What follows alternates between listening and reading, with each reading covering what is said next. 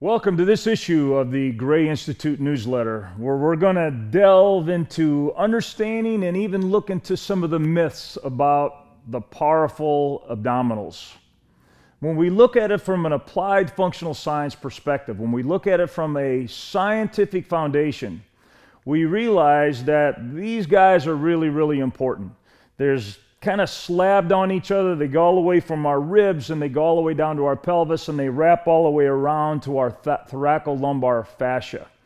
And what's intriguing is they're kind of slabbed very logically. It kind of starts kind of on the superficial level, our external obliques. And our external obliques kind of go from our ribs 5 to 12, and they go to this thing in the middle called our linea alba. Now the linea alba is an intriguing part of the whole abdominal system.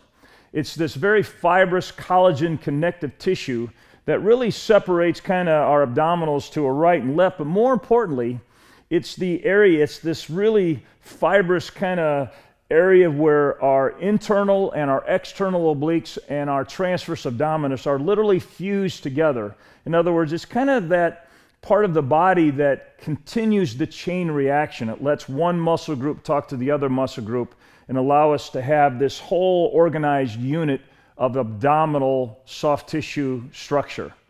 Then we go deeper and we go into the internal obliques. And the internal obliques, of course, kind of start in the back in the thoracolumbar fascia. They wrap around. They also kind of start from the iliac crest, and they come, of course, to the linea alba. And they also go into the ribs 9 to 12, and they also kind of let themselves set on the pubic crest area. So this big kind of secondary muscle group, the internal obliques, kind of wrap around, and we can see that they have this amazing ability, what we would call in the transverse plane, of course, in the frontal plane as well. And then we get into the muscle group that has got a lot of press lately is the transverse abdominis. And the transverse abdominis actually kind of has its origin from our 7th and 12th ribs, and again, our thoracolumbar fascia, and also the iliac crest. And again, it wraps around into the front, and it attaches to the linea alba, and it also attaches to the pubic crest. So this huge transverse abdominis, which is a deep muscle group, starts to look a lot like its kindred spirits, the internal and the external obliques. And of course, we put the whole package together deep with our rectus. And our rectus, of course, kind of starts from our xiphoid process and ribs 5, 6, and 7, and blends very vertically all the way down to the pubic crest and the pubic symphysis. What's interesting, again, about the abdominals, the linea alba, is there's kind of a linea alba, so to speak, in our rectus. There's 3 or 4 strands of what we would call a transverse linea alba, so to speak, that allows the rectus to connect. And therefore, it kind of seems like this is a whole functioning unit. Now, in applied functional science, it's one thing to say, well, I know the origin and insertions, I know where these guys live, but the most important thing to ask is, so what do you do? And perhaps even more importantly to that would be to say, and so what? If that's what you do, how does that impact me if I'm trying to assist somebody to have what we would call better abdominals, more functional abdominals, abdominals that can contribute to the rest of the body? So if we look at the abdominals, we ask, so what do you do? And they go, well, we again are muscle tissue. In other words, we don't react to the brain. So first of all, you have to understand we're subconscious. We rarely, if ever, get an impulse where we concentrate on the brain saying, so you contract now, and therefore we contract. We do it subconsciously. In fact, the abdominals would say, just like every other part of the body, every other muscle in the body, we're a reactor and we react to movement. And so we would say, so what movement do you react to? And the abdominals would say, well, it should be obvious.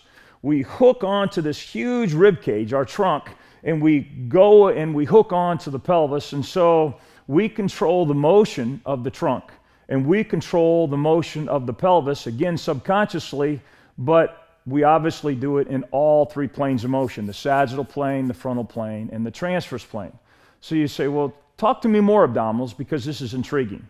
The abdominals would say, and again, understanding applied functional science, we like to load before we explode. In other words, we're like other muscles, we function subconsciously, but we lengthen or we control movement before we overcome that movement and allow us to go somewhere.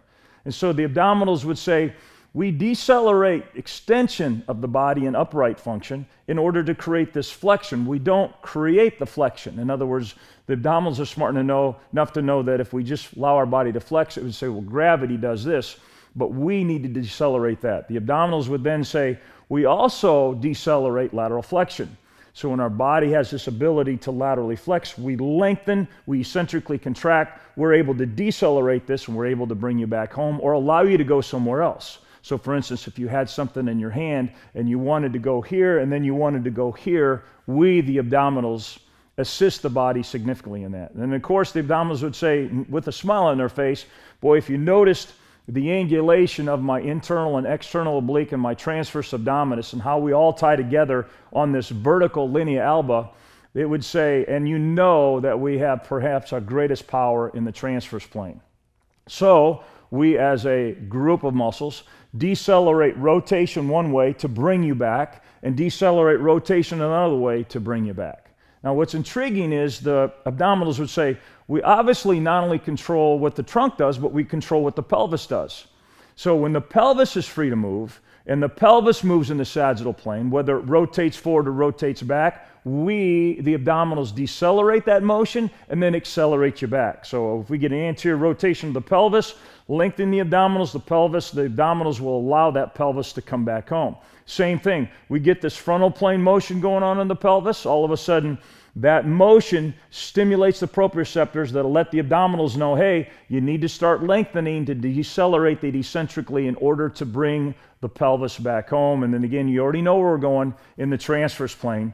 Perhaps the most powerful, most significant part of what the pelvis does, the pelvis would say, as soon as I start moving in the transverse plane, same thing. I decelerate transverse plane motion one way in order to accelerate transverse plane motion another way. In fact, the abdominals would say, if you do this enough, you realize you're going to start walking. You won't just be standing there, you'll be walking. And then the abdominals say, now, the most intriguing thing about me is in function, we do both together. We control the trunk and we control the pelvis together. Sometimes the trunk's going in the frontal plane, sometimes the pelvis is going in the transverse plane. Guess what? That's us. That's why we're so important. But they would say, but again, think about this. We have to control the movement, and therefore, if you position us, let's say, on our back, and the pelvis is stabilized by ground and gravity and ground reaction force, and if you position us with our back on the ground, and then you have us consciously engage, let's say, one of our buddies, the transverse abdominis, or concentric contract to do a pelvic tilt, or take it a step further and just do a concentric contraction of a sit-up in the flexion, the abdominals would say, we rarely, if ever, do that. And that's what's confused them for most of their life, because it seems that traditionally that's how we train and condition them. It seems that somehow we've misinterpreted studies, and all of a sudden we want the brain to consciously turn on certain things, and the abdominals go, no, no, no, no, no. Again, you have to understand me first. You have to understand my function in order to apply that function into what you really want me to do. We control motion. We react to gravity and ground reaction force, mass and momentum. The movement of the trunk in all three planes. The movement of the pelvis in all three planes. Movement turns on proprioceptors. Proprioceptors turn on us. Therefore, the abdominals would say, if you want to turn us on, if you want to train and condition us, if you want to create a program that allows us to help your ACL, a prevention program, if you really want your body geared and put together well, you're going to have to understand this, and then you're going to have to ask the key question, which we're going to look at in part 2. So what, and so what are you going to do about it, and what is it going to look like? The abdominals, again, get a big smile on their face and say, you know what, I really appreciate you professionals trying to understand who I am, where I live, but more importantly, what I do and what I can do for you and your patients and clients, because once you understand me, I can really help you with what you need help with.